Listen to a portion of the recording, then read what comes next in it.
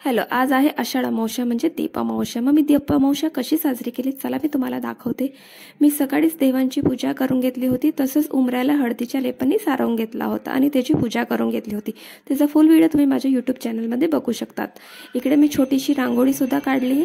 त्याच्यानंतर दिव्यांना सकाळीच मी छान असं घासून स्वच्छ करून घेतलं होतं आणि आता त्यांची पूजा करायची तयारी सुद्धा करून घेतली।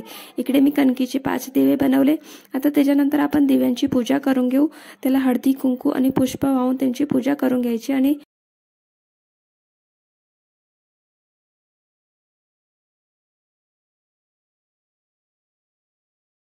आपले जे कणकीचे दिवे त्याच्यानी आपण देवांना पहिले ओवाळायचे आणि त्याच्यानंतर आपल्या घरातल्या लहान मुलांना ओवाळायचे।